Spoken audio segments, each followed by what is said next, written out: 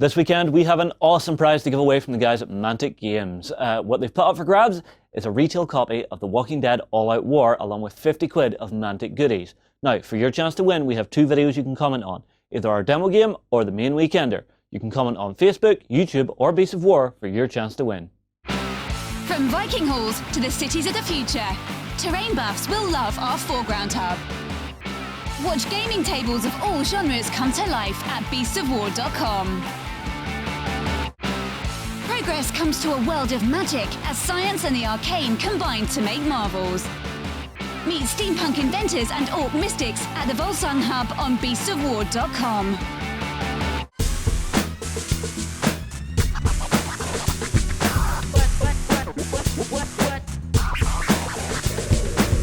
Good morning and welcome to The Weekender. Yes, it's Saturday.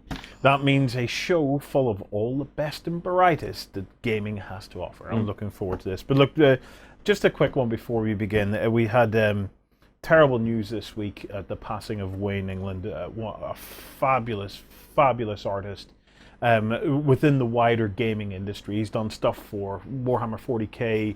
He's well known for stuff that he's done for Wizards of the Coast. And most recently, he was one of the key members on the Age of Tyrants project. You might remember we gave away some Wayne England original artwork a couple of weeks ago. Very sadly, Wayne passed away this week, and we just wanted to.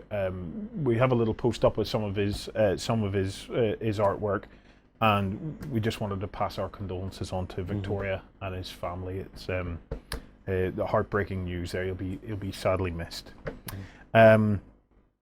Right, we have a jam-packed show for you guys. Guests galore. We're going to be talking with Lukasz from Wolsung. Yep. We're also going to be talking with David Esbury about their new Kickstarter coming up called FanHunter.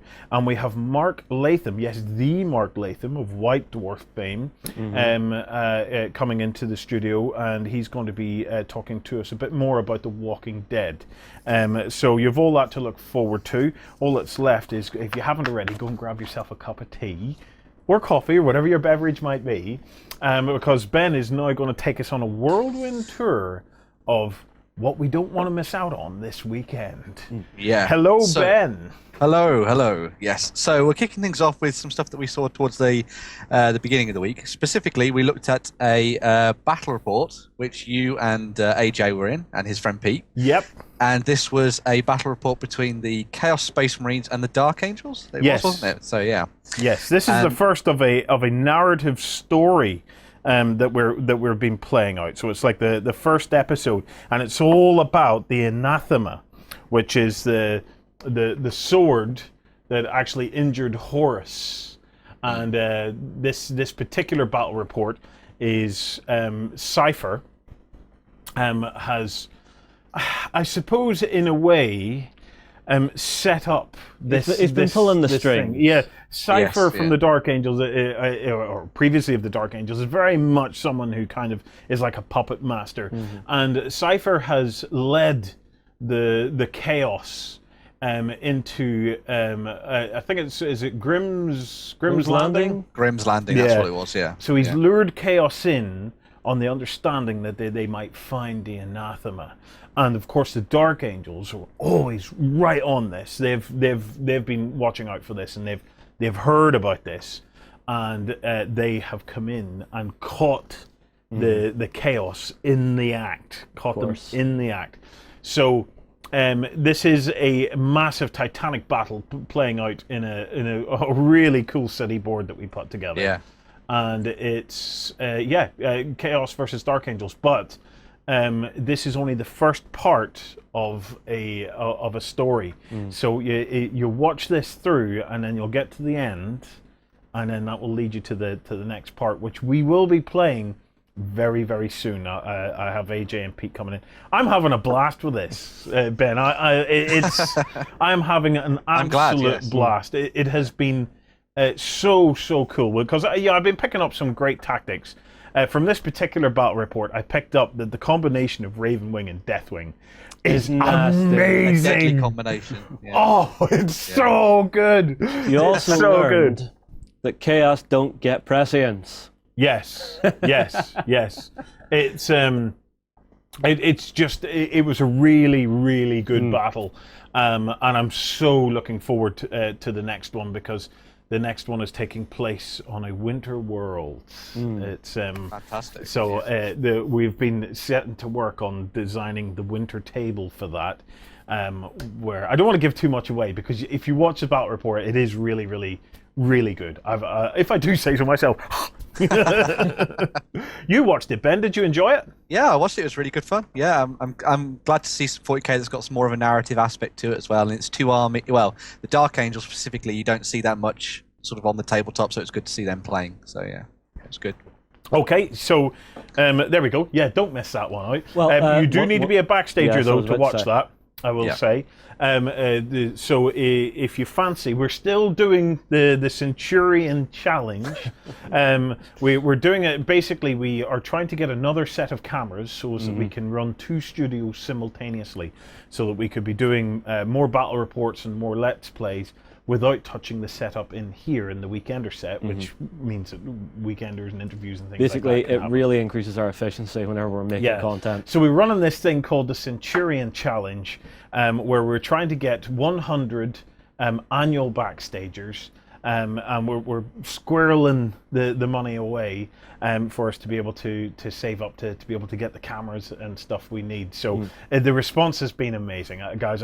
We're so humbled by the number of you guys that have said, all right, I'm getting in, because it's not only been a whole rake of new backstagers, which we are really, really excited about. We love getting people into backstage, because it's just awesome having you guys come into backstage and seeing some of the stuff that's going on behind the scenes in here, getting an even deeper understanding of of how Beasts of War works and how we run, and getting your feedback in on it. But as well as that, we've had backstagers using the little donate a backstage pass button, where people can donate backstage passes. We kind of keep a record of those, and then if backstagers or members run on to difficult times, it happens to all of us, and it's been happening to a lot of us over these last years. If we see somebody struggling, we reach out with some free membership, just because we know that when times are hard, that's when we'd like to be there for you most.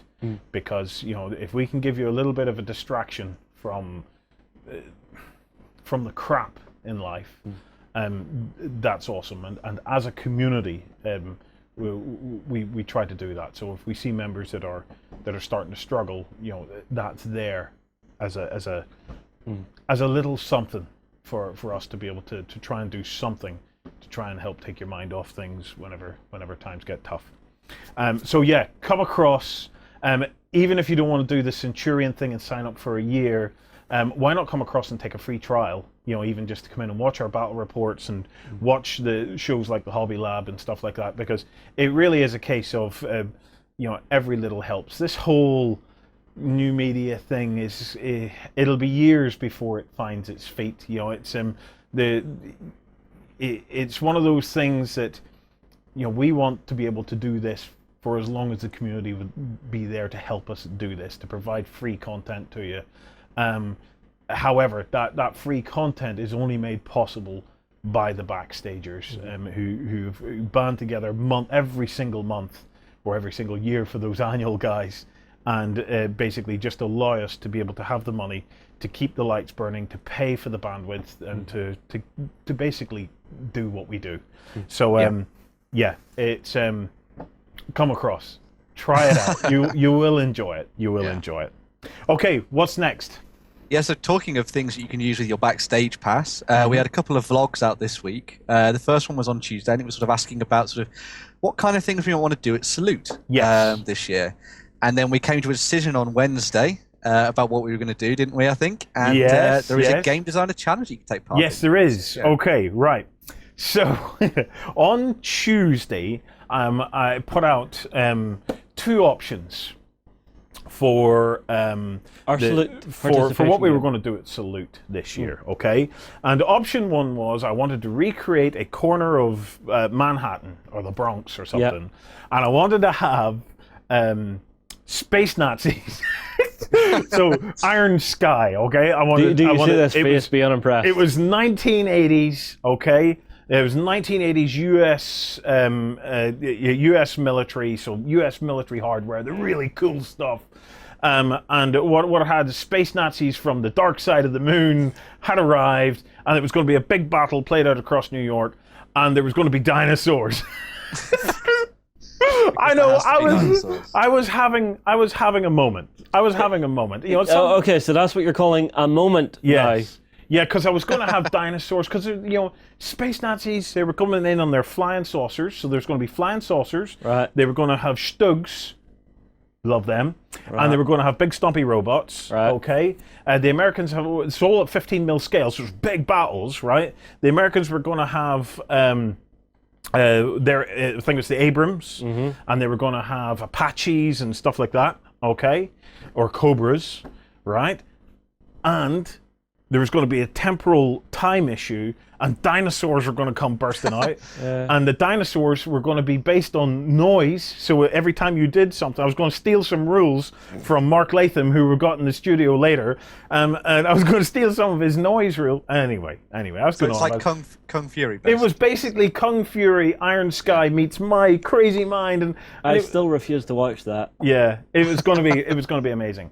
And then I said, oh, by the way, we have a plan B, and plan B is we're building this cool castle stuff. Okay.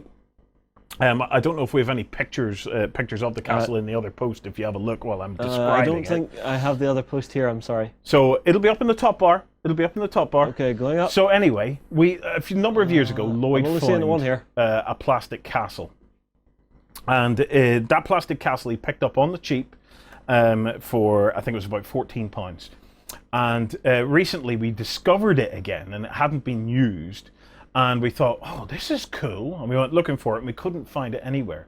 They've just basically a ton of them have just been found by Debenhams, and this is it by Debenhams. And there's hundreds of them, and they're going for £14 again, okay? Are you sure you want to tell everyone this if you're needing to get a lot of these? Yeah, don't buy them yet. Let me finish buying them. But anyway, we find that if you buy multiples of these sets, come across, again, if you come across as a backstager, you'll see our vlogs where we're talking about how we're reworking the castles to actually make them look not like a toy, but into a proper modular gaming castle piece that is of awesomeness. I'm so excited about it. I'm so excited by it. Anyway, so I said, oh, we have a plan B. Okay, and the plan B is we could do like a miniatures version, a massive kind of version, or a big version anyway, of Castle Panic, where it's a kind of a tower defense type thing, and you're busting through castle walls and things like that. All right, can I make one suggestion? Yes. Some people play defending, some people play monsters. Yes, that's exactly how it'll work. And we are running a game designers challenge. So I'll tell you what I'm going to do. Okay? Go back to the original post. Okay. Okay? So if you're a backstager, come across and you'll see this post called Castles Will Fall. Okay? And on that post, you'll see a little form. So let me bring that up. And that form is your entry for the Game Designer Challenge. So if you can make it to Salute, right. Okay. I assume that's a major caveat. You have to be able to make it there, yeah? Well, it kind of is. It kind of is. We've been discussing this in the studio because we know there's a lot of amateur game designers out there who would love to have a go at this, okay? We kind of say you need to get it to Salute because we want you there to run your game and to get the feedback from the people and to enjoy it. We might have an option. If you can't make it to Salute and you would like to create this game with us, okay? Bearing in mind, we will support you by doing all the graphics and stuff like that. And part of the Game Designer Challenge is we're going to hook you up with a seasoned game designer where you can get a Skype chat with them and us and you know, to get their take on game design and things like that there. And just, you know, generally it's to try and give you some footsteps into the world of professional game design. Fill it in and let us know that you can't be at Salute, okay? And if there's a good enough idea or a kernel of an idea there, what we'll try to do is we'll try to work with you on the game, and then we'll run the game. Okay. Okay? Just to try to kind of open it up a little bit, okay? So if you've always wanted to have a go at creating your own game, and I have some ideas that will feed into you to help you get started, to give you the kind of constraints that you have to work within.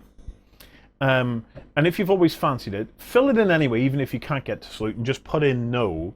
Because if the idea is good enough, we'll try to make that work. So is this going to be like last year where we had short list, shorter list, even shorter list? Yes. It can be difficult, but look, have a go. Have a go. If you've always, especially now if we're removing this caveat of you have to be at salute. Do you know what? Maybe you don't have to be at salute. We might be able to remove that caveat. So all you have to do is come up with a brilliant game, and we'll support you every way we can and put you in touch with a great game designer who will also try to give you some tips and advice and stuff like that.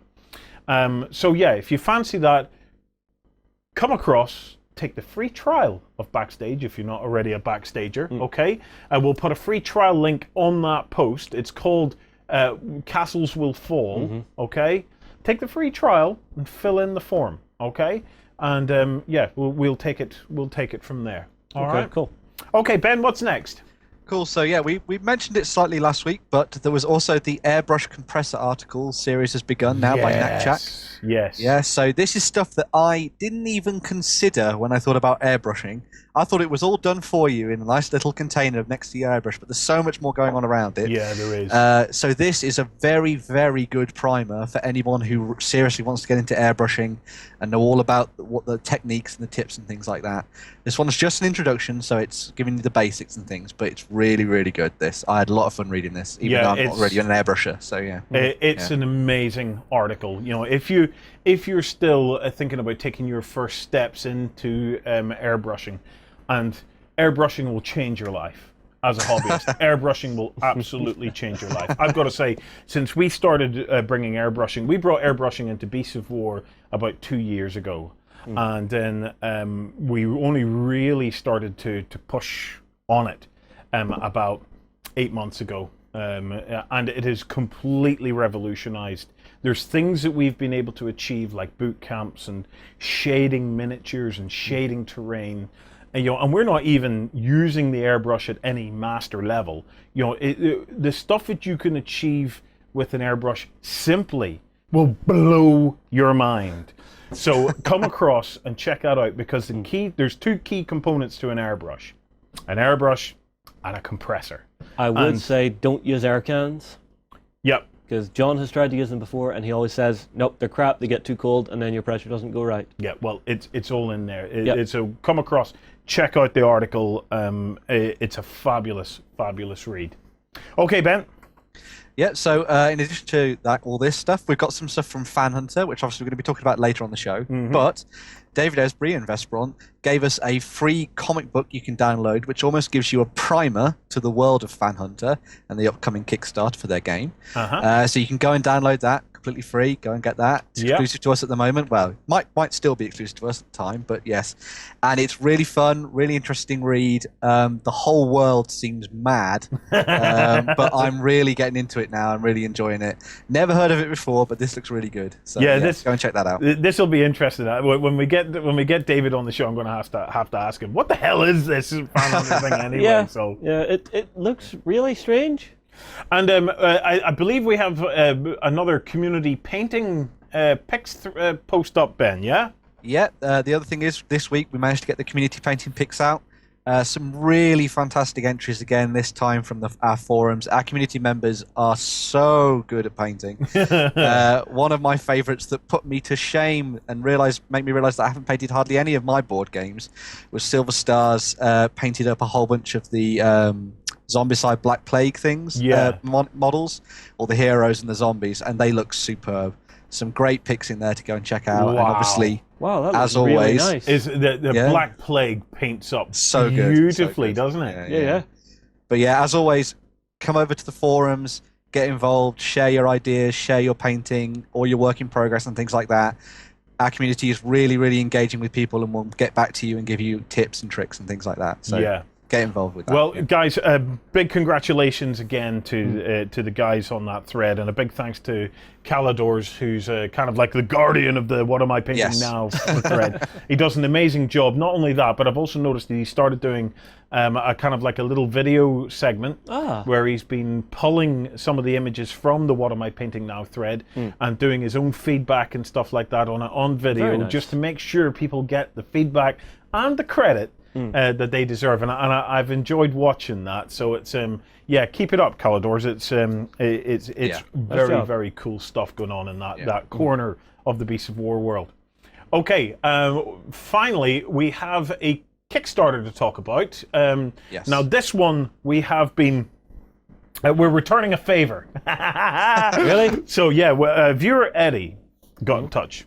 Eddie sent us some Cajun style black eyed peas. Yeah. He also sent us some Choni Chacharis original Creole seasoning.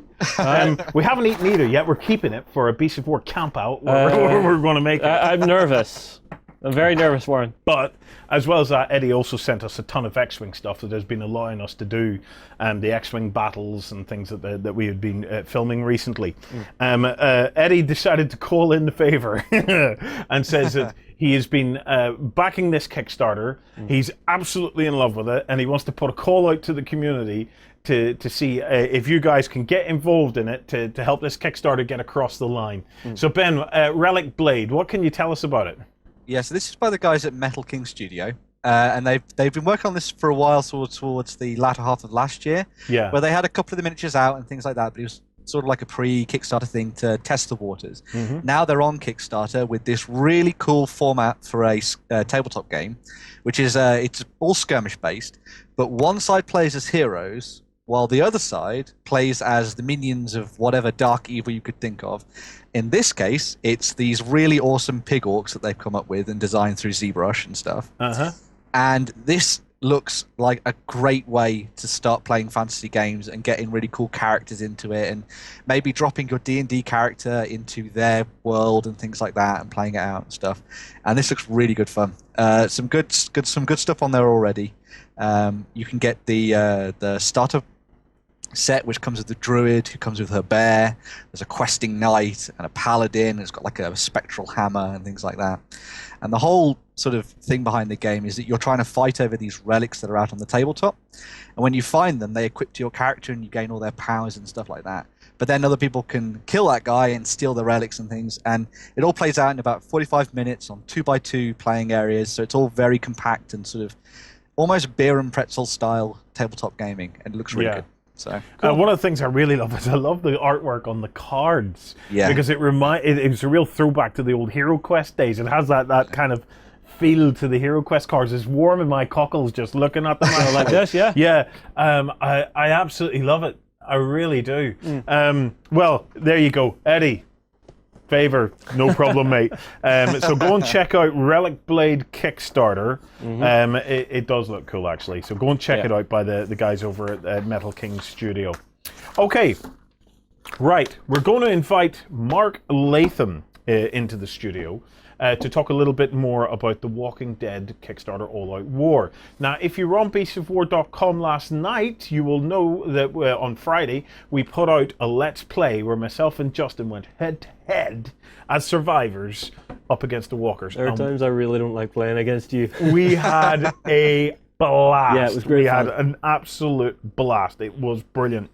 Anyway, I want to show off a couple of the minis that we have here. All right, I'll give just you so as you can see them. The two most recognizable to begin with. Because if you don't know who these people are, you're in trouble. So who are these, Warren? This is the sheriff dude, and this is his son who likes wearing the sheriff's dude Rick hat. And Carl. Yes. Okay. I know nothing about The Walking Dead. So no, you know that there are walkers. You will have to forgive me, because during this whole segment with Mark, I'm just going to be dropping in references to other zombie movies and things that I do know about. So, well, speaking of zombies, here's some of them. So here's our look at those zombies. I really love the TV show of this, because the makeup department does such a fantastic job, and they've really captured that in the minis, actually showing how badly rotted some of the walkers are in this world. Yeah. Because these aren't the zombies that are just hanging around like a bad smell for ages and ages. These things are literally rotting and going to bone, which I absolutely love. We also have some other survivors here, I think. Here's a couple of them. Okay. So these guys are actually from the comic books. Yeah. So the game actually is for the comic book license, which I think is very important to say. Because there is one very, very important character who is not in this series because he's not in the comic books. Yeah. And that is my favorite character of all, which is Daryl, the redneck biker who's just an absolute badass. I'm sorry, but he needs to be in this game. Do something. Well, you'll have to wait and see. Anyway, the miniatures themselves look absolutely great. Now, what we're looking at here are some 3D test prints. But definitely go and check out the Walking Dead Kickstarter. It's doing really well at the moment on Kickstarter. So, we're going to invite Mark Latham in. Mark, you will know, he's an ex-editor of White Dwarf. He was the lead editor on Warhammer 6th edition. 40k 6th edition. And he wrote Warhammer Historicals, Legends of the Old West. Legends of the Old West. So, which is a game I've played a fair bit of, and it's great. We're going to get Mark in. In the meantime, let's tell you a little bit about some hubs over on beastsofwar.com. Fight for the Iron Kingdoms as a warcaster. Take control of the mighty jacks, arcane devices, and dark sorceries to bring the fight to the War Machine Hub on beastsofwar.com. In a world controlled by massive corporations, a steady aim and split-second decisions are needed for your Megacon to complete its goals. Begin your missions at the Mercs Hub on beastsofwar.com. Hi guys, welcome back. We're joined by Mark Latham, creator of the Walking Dead tabletop game. Hello. Right, if you haven't already checked it out, go and check out the demo game. It is hilarious. Yeah, of course. It is hilarious. Of course it's hilarious. It's you and me playing a game. That's always worth a watch. It is. It is. I've had an absolute blast. And the core question was, I went into the game wondering, zombie games. There's not exactly a shortage of them at the moment, is there? So I wondered, right, what could you do to make this zombie game different? And it's you will love it. It's all about the noise. It's all about the noise. Bring the noise. Yeah. With this particular one, it's that recognizable IP. If you love Walking Dead, this feels like the TV show. Yeah. I don't love Walking Dead. I know nothing about Walking Dead. Yes, you haven't watched it, so you can't love it. Yeah, but I loved the game. I thought the whole prospect of it not being about what I do, but it also being about the noise that I make. Yes, and trying to outsmart your opponent, because we didn't have to come into direct conflict, which I found very interesting. Yeah, that is interesting. Can we come into direct conflict in the game? We can shoot Absolutely. each other. In fact, it's preferable to. So I could have shot him in the game instead of shooting zombies. I'm amazed you didn't. This was the thing. We were so focused on our objectives. The whole game, I was sitting thinking about, how do I get the zombies to give you problems? Yeah. When the reality is I could have actually done that as well. The first time people play, the temptation to just fight the walkers is always overwhelming. Yes. Because they just think about, the comics or, you watch a TV show where you kind of get in close and you stab the walkers in the head and then you grab the loot. But actually, when you've got another team against you, another group fighting you, you kind of want to take them out too. Yeah. Yeah. Awesome. It's awesome. It's different. It's very, very fun. Well, I don't want to cover too much old ground because we've done the Let's Play. Yeah. It is a hell of a lot of fun. You're going to learn pretty much all the basics to play a game. If you just follow the rules that we've followed, proxy some minis, you're going to have a blast, believe me. But I want to talk a little bit about the game beyond the demo game. So in terms of the mechanics, it's at its most basic. I have a group of survivors. My opponent has a group of survivors, and there are a bunch of zombies. Okay, we've played it as a two-player game because there's an AI deck driving the zombies. It'll quite happily play as a solo game. It does. Yep. But I haven't thought of anything that would stop me from playing it with 3 or 4 players. Not at all, because every character is a character in its own right. Yeah. You can quite easily just kind of control 1 each or 2 each. Split your groups up and activate differently. It's up to you. Yeah. Well, where this really starts to fire my imagination is, and this is the thing. I love board games. I'm growing a deep, deep love of board games. I love board games for their accessibility, for their sense of completeness and things like that. However, as much as I love board games, my passion is hobby, and my passion is skirmish games and war games. And where this gets very interesting for me is, although the Kickstarter is going to bring out a bunch of, like the mats and well, you'll have counters and stuff. Not this stuff. This is just all prototypey kind of stuff. Yeah. Where this really excites me is the prospect of putting together a really cool gaming table as part of a club. And let's be honest, Beasts of War is effectively now a club. We have thousands of backstage members. You're welcome to come here anytime. Cast of thousands. Bring cake. Bring cake. Yes, and you know who you are. What really gets me going is the idea of doing hobby around this.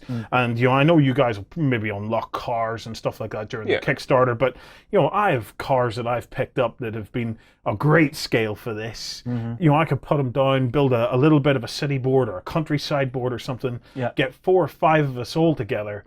And just go at it against each other and the zombies. Or the walkers. Okay, well, they're zombies to me. You see, if I was doing it, I would build a survivor compound, which has then been broke into by the walkers, because I think that could make a beautiful table.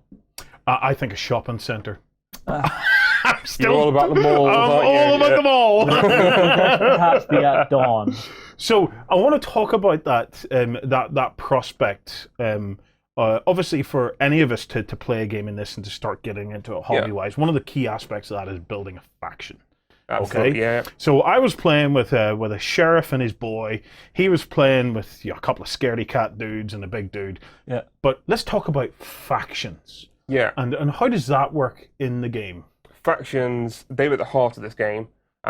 When essentially you're going to start collecting not just the core game, which is what we played with, but also booster packs and expansions. And pretty much every character you can think of from the comic books is going to be in this game. Yeah. So you're going to want to start putting groups together yourselves. And you might not want to stick to, Rick being the leader and have his family, Laurie and Carl and Andrew and Amy, all those guys you're familiar with. You might not want to stick to that. What if Dale was the leader? Or what if Shane was the leader and they're all a little bit dark? Okay, that just sounds insane. Thank you, but no.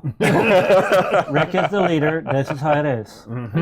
But you can absolutely do that, and the way we're going to address it is every single character in this game is going to have a faction icon. It's going to be really simple and really clear. So the Atlanta faction, which is what you know from Rick's guys. You might have later down the line the Saviors.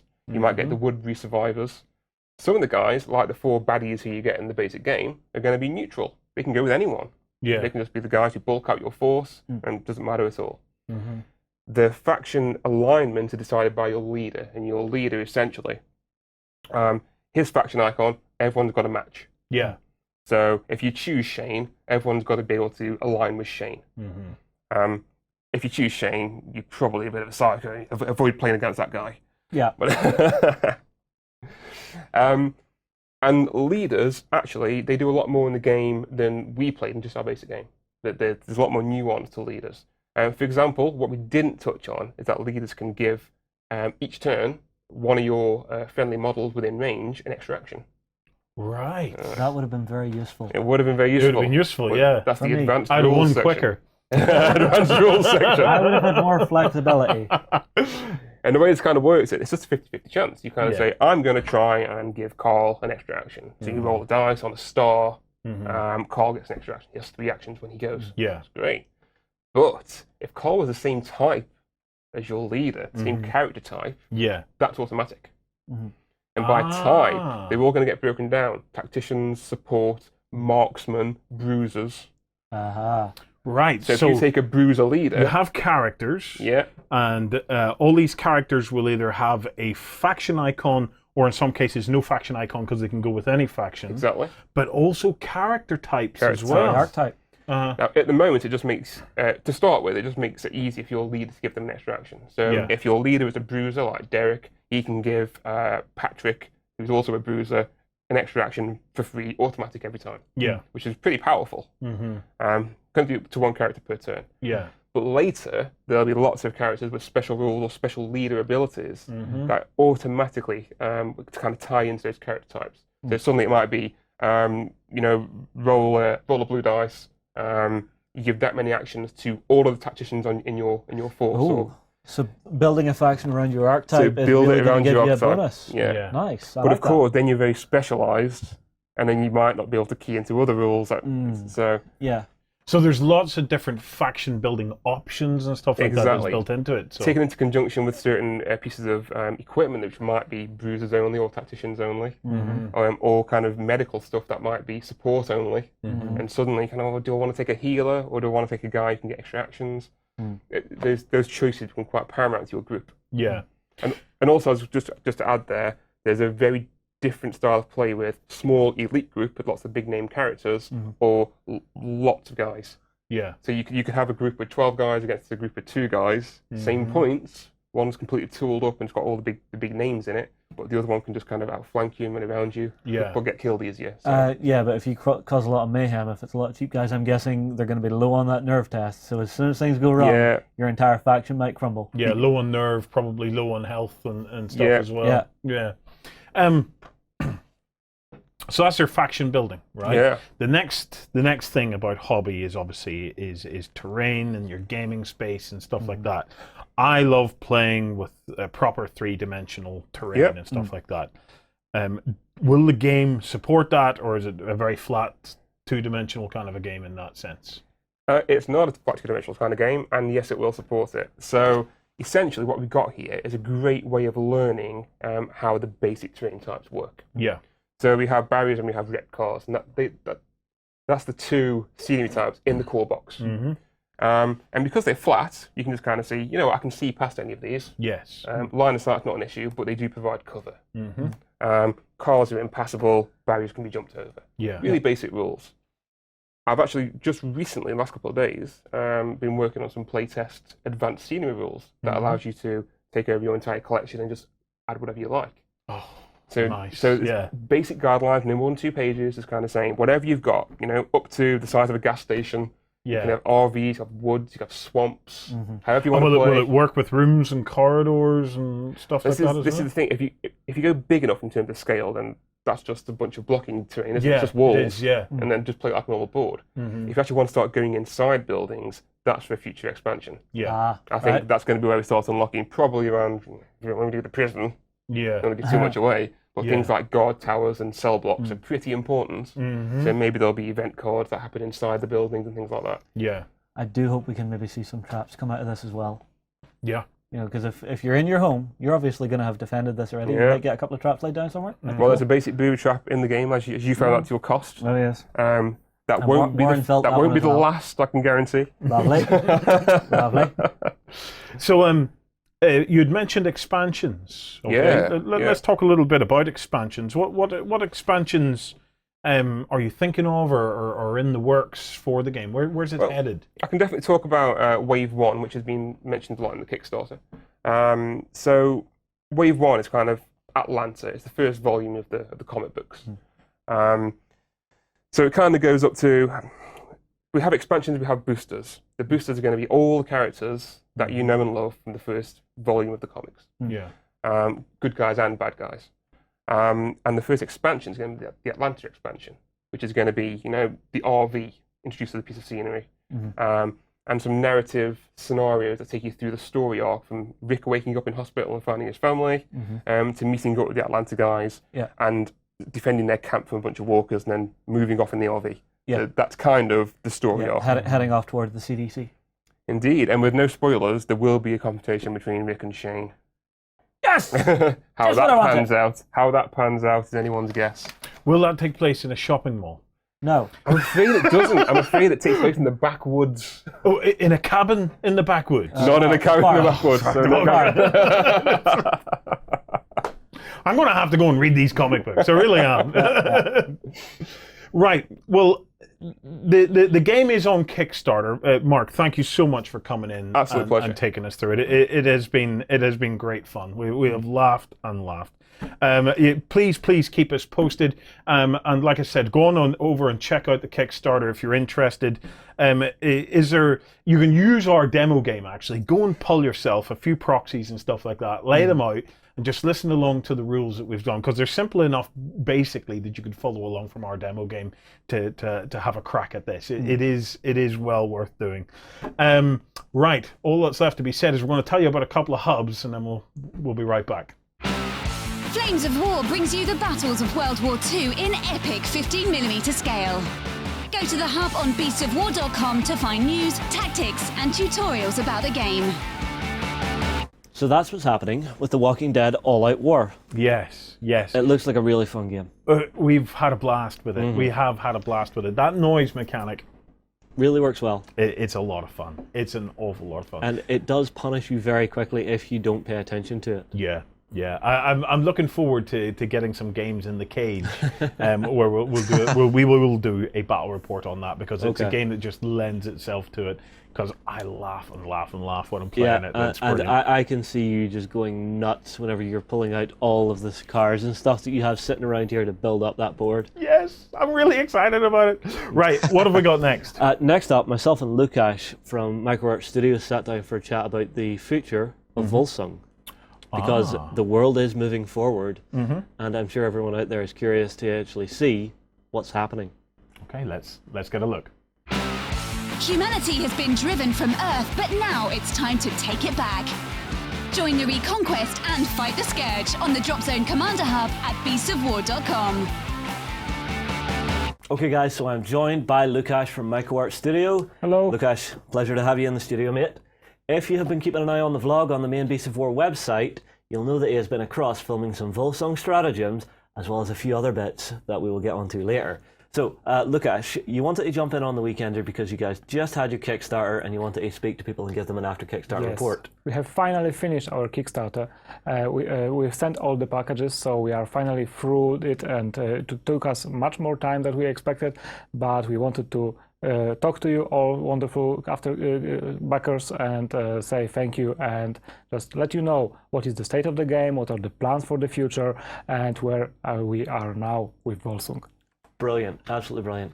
Well, I know a lot of people have been waiting to get their hands on the two new factions, but I know you guys deliberately held from putting them into the stores until everybody at the Kickstarter had their stuff. Yes, indeed. That is very commendable. Yes, we just didn't wanted these new factions to be available for everyone before the Kickstarter backers got their packages. So we held out. We had some miniatures that were just holding us back for a long time, so we held with most of the miniatures back, and now last December, so it was December 2015, we have sent all our Kickstarter packages, so we are now putting the models on shelves. Well done, well done. They are beautiful things.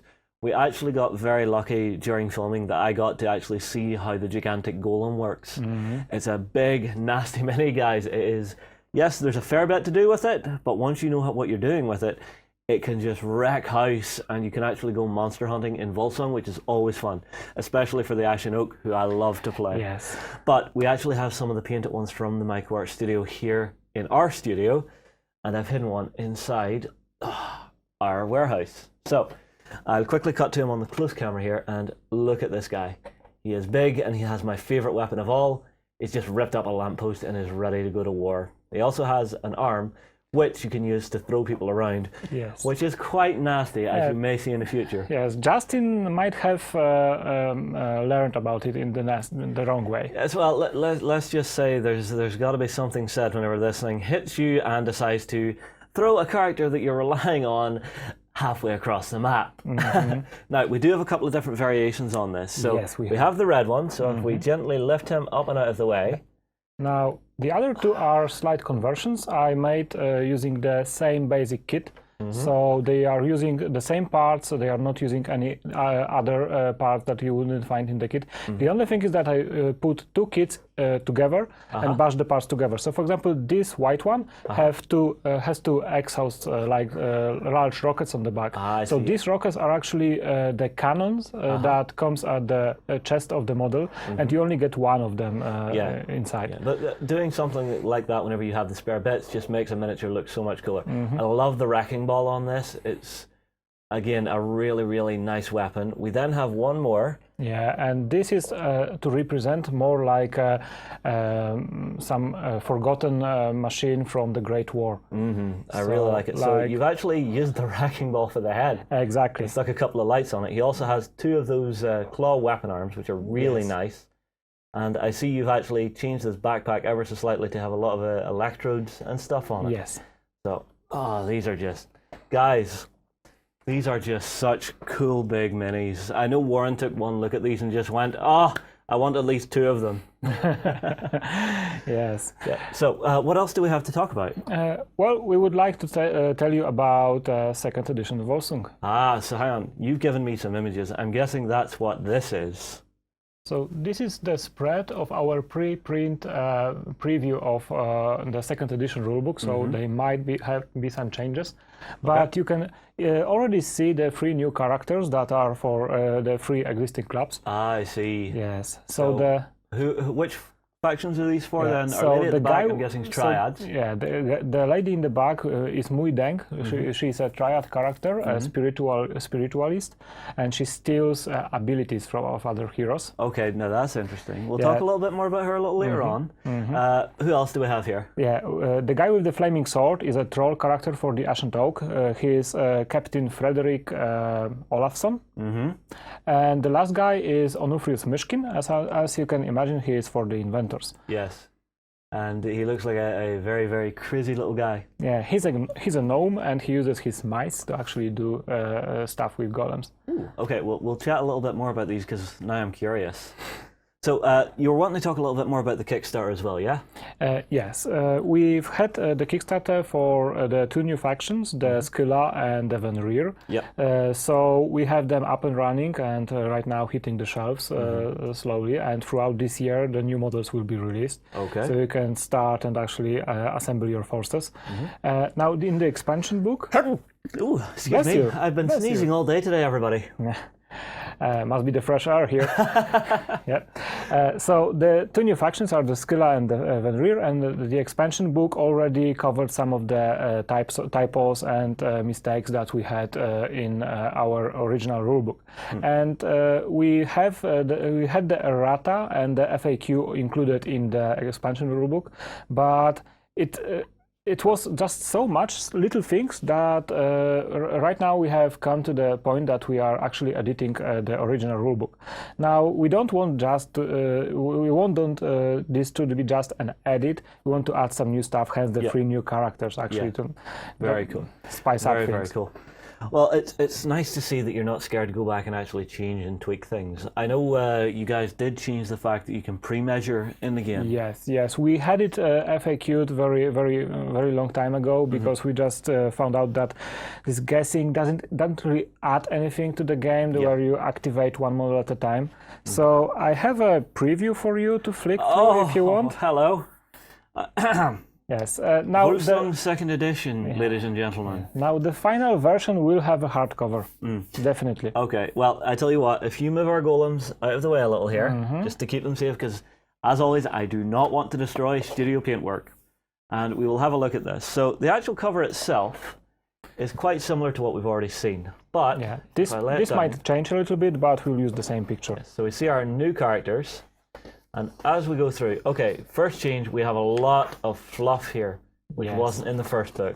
We have a redesigned Leoness. I'm guessing this will be changed slightly. And so the actual layout of the book just feels a lot nicer as I'm flicking through here. There are some spaces that still need to be filled with some artwork. This is what we call a preview, so this is not work in complete, ladies and progress. gentlemen.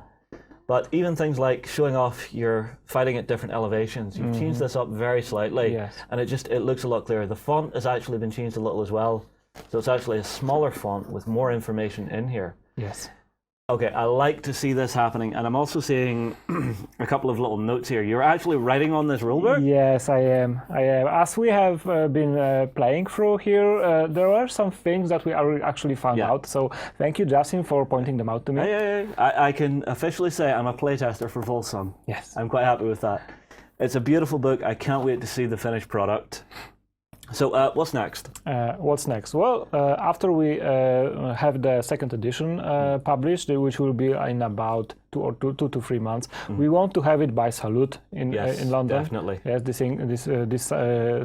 April. This April. Yep, I know Salute is on April because my birthday falls at the weekend after, or the week before. Unfortunately, the weekend. for the most, if I will most likely not be able to make it to the salute. I like it, but it's just 2 hours to get 2 days to just get there from Poland. It's one of those really long journeys. I mean, like even for us coming from Ireland, Warren has to fly. We all know this.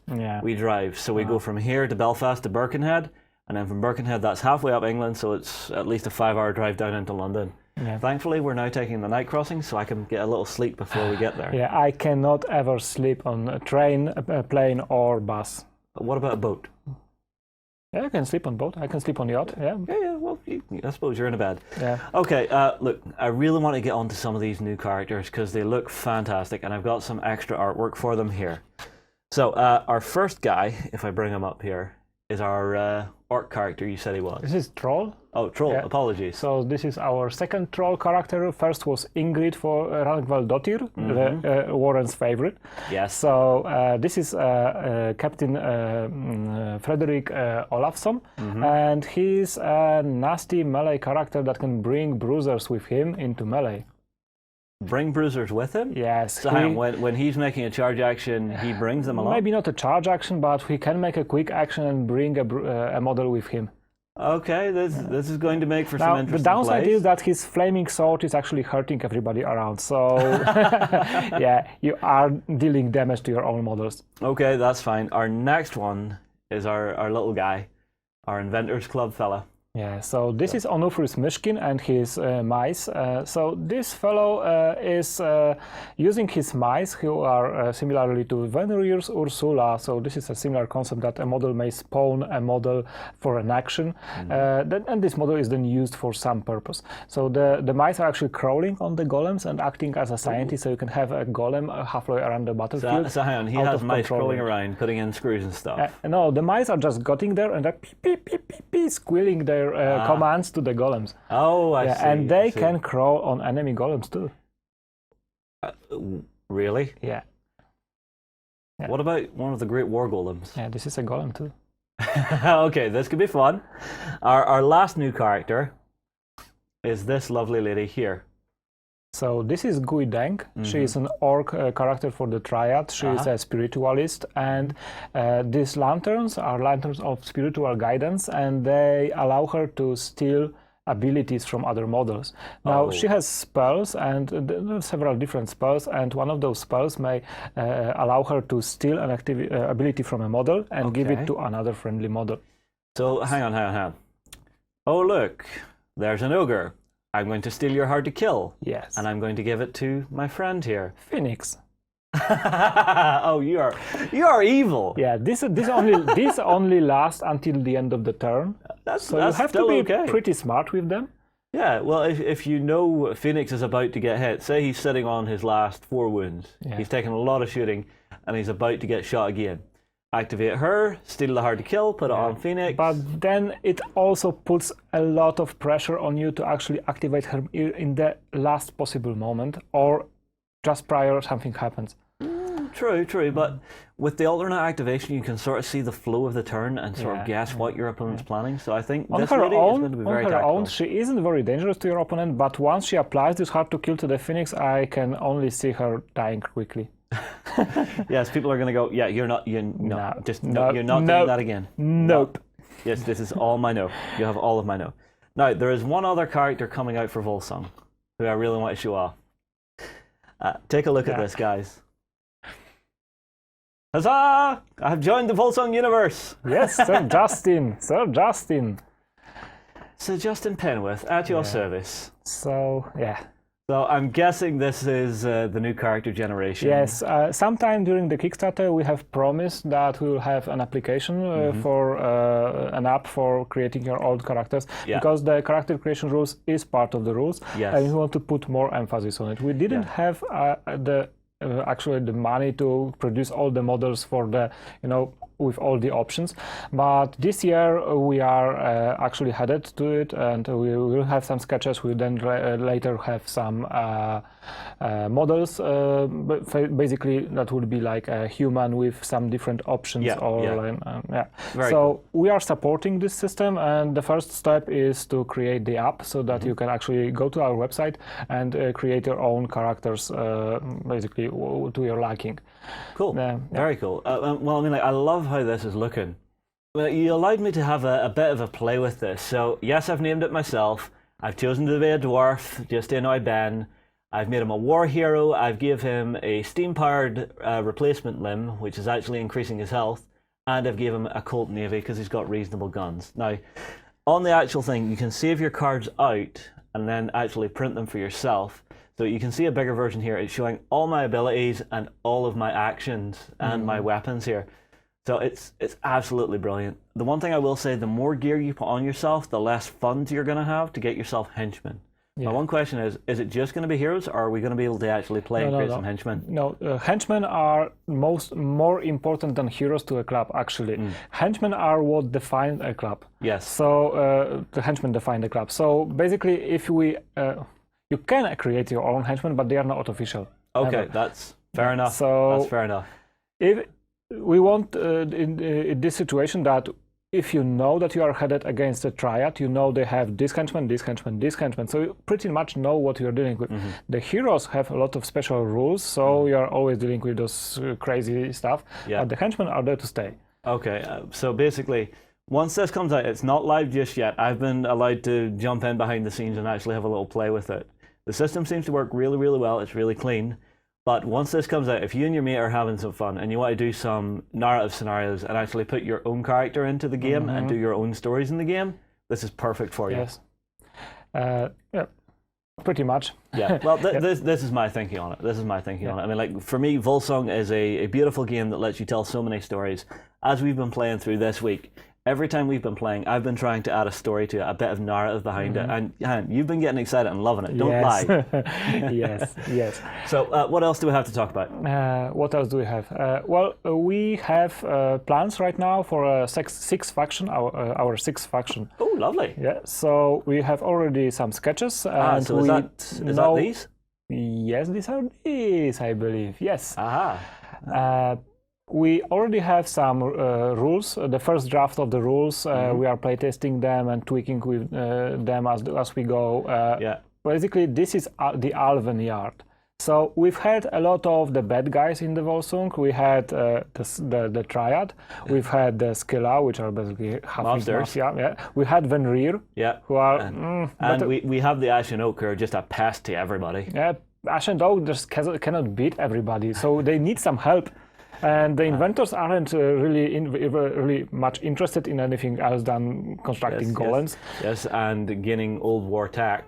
Yes. So who are we looking at in this first image? Yeah. So this on the lower guy is the dwarf sergeant. Okay. So that would be a henchman, and the guy higher up is Urwerk character for a hero. So this would be like a dwarf, like and Mr. I saw a name written beside him, the Inspector. Yeah, the Inspector. I'm seeing it. I'm digging it. It looks really, really cool. This might change. This might change some of those. Well, I'm guessing these are the earliest concepts we'll get to see. So, guys, you're getting in on the ground floor on this one. Exactly. Some of those things might just not look good on the miniature. Some of them might not be possible to forecasting. Yeah. So you have to take this into account. Yeah. So our next two characters, who do we have here? Yeah, this is a sync that is working undercover. So you can imagine him sneaking to the Triad and getting the information. Of course. Knowing, Yes. There's always shitty dealings in the world of Wolsung. Yeah, and the running guy is actually a chief inspector. He's an elf. So we want to put some more dynamics into our miniatures. That was our one of our things that the people are actually wanting and putting against our miniatures. I don't know, because I like having a nice easy pose that I'm not having to worry about, oh, his sword broke off, oh, his guns broke off. You know, it's nice to For have a the good most solid part, we miniature. are not heading into the miniatures that are like 20 parts put together and like fiddly bits and small pieces. Yeah. We try to keep the miniatures to the minimum number of points. So if a miniature is 1 or 2 parts, that's perfect for us. Yeah. So we are more than happy to just forgo some dynamism in order to get the miniature simpler. Well, I mean, like looking at our chief inspector here, I'm going to guess at least maybe between 3 and 4 components for him. Yeah, I think it will be 3 components. 3 components? Yeah, because for example, Arthur Baskerville, which is one of the new characters we have in the expansion. Yes. He's a mercenary, by the way, and he is also like hinting that he should work with the Elven Yard. Oh. Yeah, so some of his abilities might work quite well with the Elven Yard. So I believe he is a 2-part character. Yes, he is, because I think we may have one sitting around in here that I had to play about with. I think it is just he has the sword cane, and it just both plugs in at the elbows. It was really cleverly sculpted. Right, we have our last little guys here, and of course, you know me, I love a little informer. Yeah, so this is a informer. You can imagine him running through the Scylla neighborhood. Yes. Yeah. Yes, just gathering all of the shady dealings from legitimate businesses. I swear to God, they're legitimate. No, look, he's saying I'm fiddling the numbers. Here's my book. What about the other book? What other book? This is the book. This is the only book you want. Exactly. Sorry, this is what I've been like all week. Whenever it comes to Wolsung, I just drop headfirst into the story. Yeah. So we have these little guys. What are they going to do in the game? Well, I will not go into what each miniature will do in the game. We have some roles to fit, and we are still fiddling which miniature will fill which role. But we want to have this marker that represents the crime scene. So the faction actually will always work around the crime scene. Ah. Yeah. Okay. So this is interesting because we are still wondering who will put the crime scene.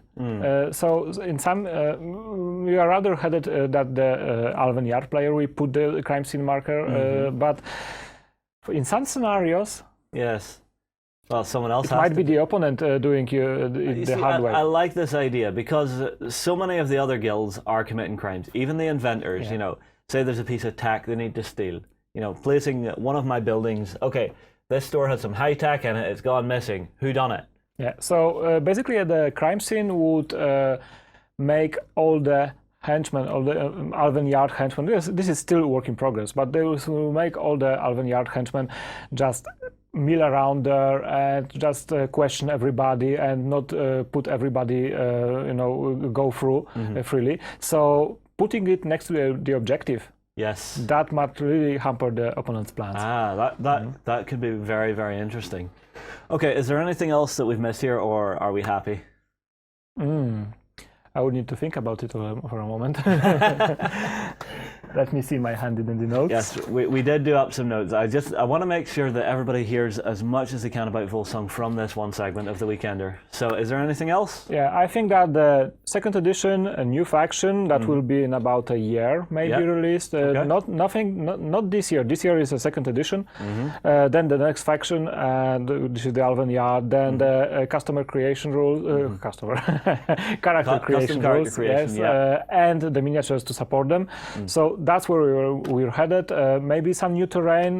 We are happy with what we have for now. This is very modular, so we are thinking of actually adding some sets that you could play around with your existing buildings. Because, for example, those bits here, they can be pulled out and replaced with other bits. So you're thinking of doing upgrade sets? Upgrade sets and sets that you can just add to a new building you buy to just represent another setting. Very cool. All right, well, guys, I tell you what, we'll go for a hub break here, but drop us a comment below. Tell us what you think of Wolsung and what you would maybe hope to see in the future. Venture into the dangerous dungeons of myth as a mighty hero and stand against the darkness. Visit the Myth Hub on beastsofwar.com and begin your story. Become a general of mighty armies at the Kings of War Hub. Take command of elves, dwarves and orcs in this game of massed fantasy combat on beastsofwar.com. Justin. Yeah, I know. Oh! It's beautiful, isn't it? Okay, right. So we have set up the cage for battle reports. Of course, right? yeah. Let's do a battle report. Let's do a live battle report on the live blog of Wolsung. All right. Okay. Well, look, I tell you what. You don't know the game too well just yet. No. So let me do the prep. Okay. I will pick the forces and stuff for us. I will make it a nice balanced game. I will make sure you have fun with it, okay? Yeah.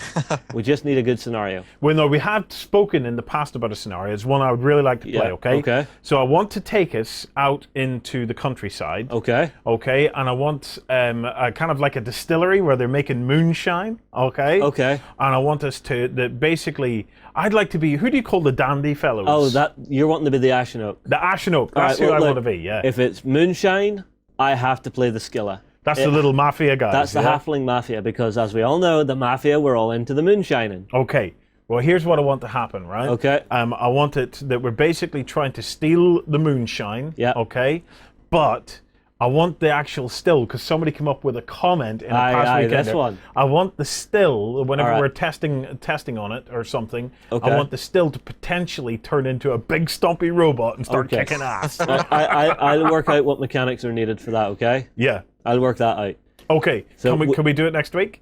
Okay, we can do it next week. Yeah. What we need to figure out a board. Yep. I've got my Skilla painted up. We've got painted Ashen Oak sitting here. We've got all our tokens, books, templates, cards, everything. Okay. So, yeah, this I should be can't promise anything, but I promise stay tuned next week, because we're gonna drag him into the cage and we're gonna play a Wolsung battle report. Okay. All right. Yeah, I'm looking forward to this.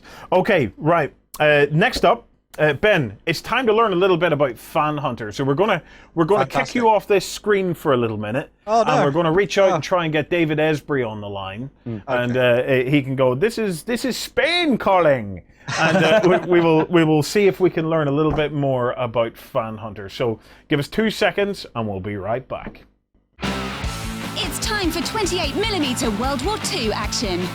Will you recreate history or reshape it your way? On the Bolt Action Hub at beastsofwar.com. Progress comes to a world of magic as science and the arcane combine to make marvels. Meet steampunk inventors and orc mystics at the Wolsung Hub on beastsofwar.com. Welcome back, guys. So we're joined by David Esbury of Vesper-On. Hi, David. How are you, mate? Hi, everybody. I'm all right. How about you? So, David, we want to talk to you about FanHunter, but before that, give us an update on Home Raiders. Is it out on general release now? Yes, it is. It was launched into stores this last Christmas. It's being sold all over Europe pretty well, and we're reaching other continents as well. The reception is being really, really warm, and everybody's really enjoying the game. And we keep on pressing with it and preparing the next release in the next few months. It's doing all right. Yeah, what's coming next for it, David? Well, the first thing we put out was the core box with the Gremlins and New Lilliput. We will soon be releasing the first part of the Lords of Dust. You know, those the Egyptian penguins? Yes, the crazy penguins. Yeah, and the Fair Folk. So we will put out the first starter sets for these two factions in a couple of months or something like that. Yeah, awesome, cool. Awesome. Okay, so David, FanHunter is coming to Kickstarter. Yes, firstly, what the hell is FanHunter? Okay, well, FanHunter is it's a game now, so it's going to be a game. This game is based on this series of comic books that's it's been in publication in Spain for quite some time now, for the last 25 years or so. I mean, there's a whole lot of these, and is that Rourke's Drift? I see it among that. Yeah. Oh man, nice one. Yeah, I mean, the resistance, they end up defending a position from a horde of zombies, and well, it's a really fun little book. So yeah, and I mean, this whole thing is all based in making parody and comedy from movies or other comic books or TV shows or whatever. So. Samurai. Oh yeah, wow! Nice. So basically, this can go anywhere for your genre. What's the general premise behind FanHunter, David? Okay, there's the baddies and the goodies. The bad guys are led by Pope Alejo. Basically, what they want to bore us to death. Okay, so there's like this alien race that wants to conquer Earth, and they've got their sleeper agents in it, in our homes in planet Earth, and they've been trying to defeat us by many ways through the years, through wars, famine, invasions, whatever. But we always, as a human race, we always fight back because we have imagination, we have courage, and we always fight back. So what they decided to do this time, instead of just physically kill us, they want to bore us to death. They want us to be bored. So they ban comic books, they ban film, they ban music, and everything that's fun and cool to do, that's banned. You can't paint miniatures, you can't play role-playing games, that's done. You can't do that. Right. If you do, you go to jail. So basically that's what these guys are trying to do. But on the other side, the resistance, every time that there's a bad guy, there will be someone facing against injustice. So it's now it's time for us, and by us I mean the nerds, to fight back. So we've got all the knowledge, everything that we need to know. It's in comic books, it's in movies. We know how to defend the Alamo. We know how to battle an alien force through, I don't know, stormship troopers. We know how to do that because we've seen that so many times in films. We've read those stories in comic books. So all of us will be represented in this game. So the future of the human race now relies on the rise of the nerds. Exactly. Tabletop wargamers, those armchair generals that we see all the time, suddenly you have real troops, and you have to use them wisely because they are real people, not just little men on the table. Yeah, I mean, Nice. if you've seen, I don't know, if you've been watching Hong Kong movies all your life, you know how to just how to hold a gun in the coolest position ever, right? So that's what you need. That's exactly what you need to save the Earth. So how does it translate then into a board game, David? How does the game play? Well, this time we've gone to a different concept. This is going to be like a boxed game. This is a board game with miniatures, all right? The box is going to include like 12 reversible boards that will be laid out as the scenario requires. And well, as I just said, this is a scenario-driven game. So there will be a bunch of those in the rule book that will lead you through a few adventures that you will be able to play with your friends, battling either with the rebels or the fans or the FanHunters. Other than that, we will be publishing more and more scenarios every now and then. With every new expansion and every new character that we put in the game, there will be a scenario with it. But also, we want to include a set of skirmish rules in which you can just build your own force and design your scenario and pitch your force against your opponent. So there's a lot of game in this box. There's a lot of replayability, and there's many, many hours of gaming in this box. And what about mechanics, Dave? Is there any kind of standout mechanics that you're excited about on this one?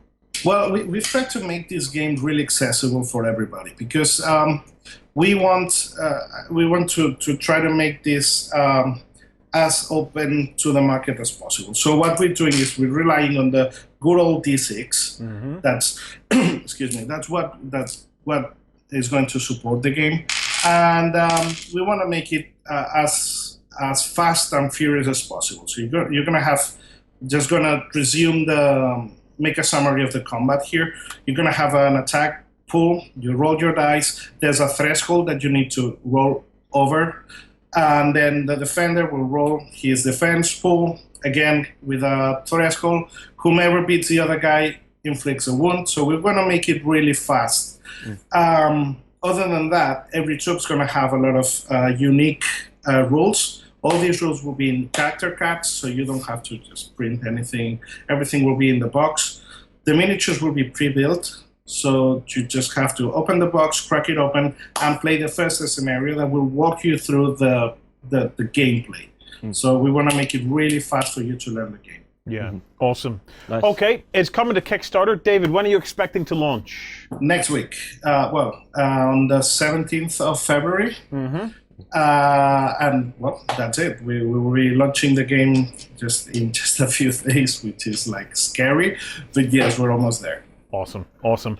David, look, thank you so much for popping in and telling us all about FanHunter. Guys, keep an eye out for the Kickstarter and head across. Also, on the Beast of War website at the moment, we do have an English version of a kind of a special edition comic book that you can download for free. So come on over. Right. Mm-hmm. Justin, we have some terrain that we want to go and have a look at. Yes. So can we get up and get away from this? Yes. David, we're away. Bye bye, mate. We're all leaving, and we're going to go and tell you about some terrain. All right. Anime cyberpunk style meets skirmish combat in Infinity. Experience 8 high-tech factions and fight to control the human sphere at the Infinity Hub on beastsofwar.com. From Viking halls to the cities of the future, terrain buffs will love our foreground hub. Watch gaming tables of all genres come to life at beastsofwar.com. Okay, everybody, so as you can see, we've got a ton of new foreground stuff in. So, first up, we've got the new blacksmith for the Mordenberg range. Yes, now let me tell you a little bit about this.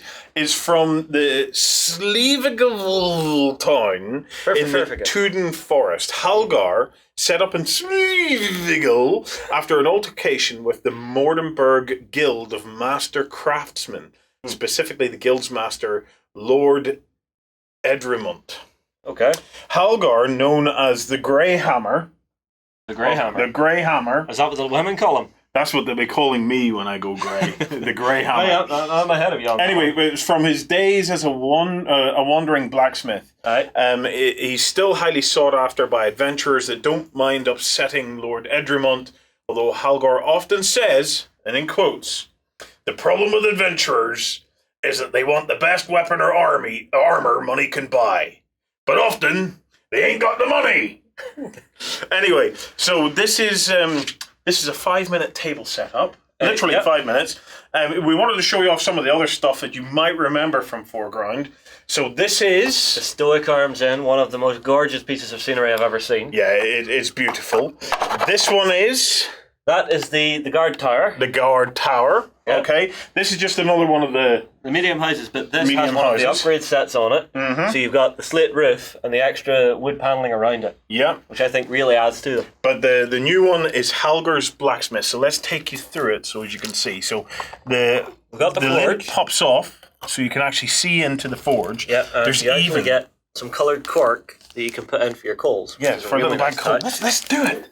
Okay, you're really going to try this? Yeah, you talk about the rest of it there, and I'll go and throw in a little bit of coal so you can see. Lifting off the main roof, you can see you've actually got little hanging signs, which I think is a really lovely little detail on both roofs. So you've got your upper floor. This is, I'm guessing, sleeping arrangements for him and his family. Lifting this off, you've got down on the bottom for the main room. So you can get little furniture pieces and stuff for this to really make it stand out. And look, there you go. So if we put that in there. You know what you would really, really need to do to this? What? If we get this put in with some glue, and then just a light orange dry brush to make it look like it's burning. Oh, I think that would look really good on that. That could work quite well, so that you get that sense of embers. Yeah. But I would maybe think twice before gluing it into place, because I don't know. I think it would look cool like that. Comments below. Yeah. What do you think? But beautiful, beautiful little addition, and you can see we're surrounded by some Danes and some Vikings. Yeah. We've kind of went on a bit of a Viking binge at the minute, haven't we? We have. Right. Okay, so that is for the Mordenberg. I'm really excited seeing them now head out to the outskirts. Yeah. Out of the city into... What I really want to see, I want to see them either do a loggers camp or a mining camp to see how that would turn out. Yeah. Because I think that could look really, really cool. I'd also be interested to see if any of the thatch, if there's any kind of a thatch or something that might make its way across. That might be very nice, because then you can sort of change the period slightly. Mm-hmm. Moving away from fantasy, for you sci-fi guys, there has been a continuation of the sci-fi range. They have sent some in. So if you remember, we did show you these buildings here a few weeks ago. but there's been 3 new additions to it.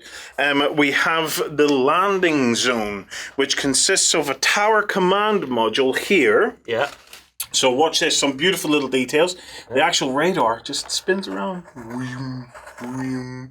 It also lifts off so you can get inside. And the actual hatches open and close, which I think is a lovely little touch. Let me just take off the top, because once again it comes off, and it even has fully detailed interiors. And I like this, because this door actually is completely done in plastic, so you can see right through it. It is very nice. Very nice. We then have the ground level vertipad. Okay, so let me just move him off. The Storm Talon. So this is the ground level kind of vertipad for landing small ships.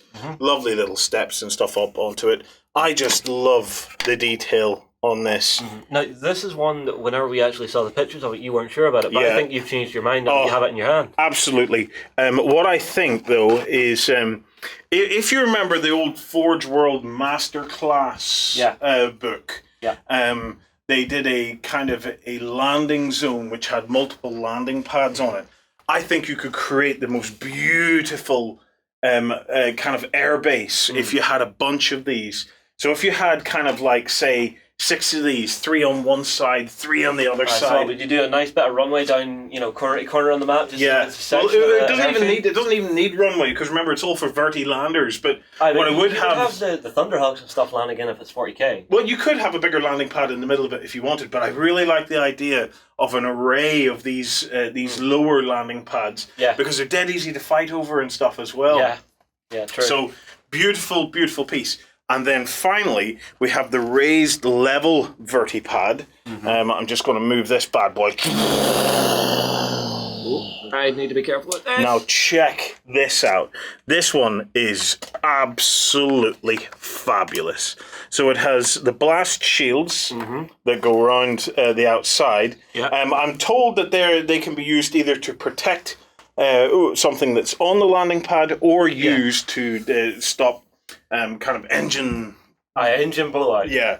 So, but they go up and down. The other interesting thing is the actual elevator at the back is fully working. So it goes up and down as well. And there's, just leave it there, Justin. Okay. And then there's this ramp bit as well that goes up and down. So it's a lovely touch, that. Ramp stuff up and then come back up. And it comes with a little set of stairs just on this side here to take it down. If I have one complaint with it, I think the stairs are maybe a little bit fragile. The legs. So I don't know if the guys at Foreground could maybe consider doing a set of the stairs that has a bit more bracing, because they're just a touch on the fragile side, especially for clumsy gamers like me. I'm glad he admits it. I'm very glad he admits it. I am clumsy. So, absolutely fabulous stuff. Glorious stuff. Again, both these tables, 5 minutes. 5 minutes a piece. You throw out a gaming mat, even if you've got one of them roll-out neoprene gaming mats, and you're putting this stuff out. When you've built it, you're done. There's nothing else to be done to it. The building of this, I enjoy doing that. You find it very therapeutic, don't you? Yeah, well, hang on. I did the Mordenberg buildings. I did like 7 in one day, I've said before. Yeah. And it was just me zoned out, just working away. Really, really nice. We're going to have to get him a little commemorative belt that says 7 in 1 blow on it. Oh! Hang on. I remember that from my child. You remember that story, yeah? The guy swung 7 flies. And then they thought he was some kind of gigantic hero, wasn't it? Yeah. See? That's weird. See? Okay, guys. I get a reference, but it had to be the weird one. Yeah. Guys, look, thank you so much for joining us this morning on The Weekender. It's been an absolute pleasure. Remember, tomorrow morning, come on over to beastofwar.com, where we have The Weekender XLBS. We've got hobby time. We've got a whole load of stuff that we're going to be discussing on that. So, unless we see you tomorrow as a backstager, well, all I can say is have a great week of gaming, and we'll see you next weekend. Humanity has been driven from Earth, but now it's time to take it back. Join the Reconquest and fight the Scourge on the Drop Zone Commander Hub at beastofwar.com. Fight for the Iron Kingdoms as a warcaster. Take control of the mighty jacks, arcane devices, and dark sorceries to bring the fight to the War Machine Hub on beastofwar.com.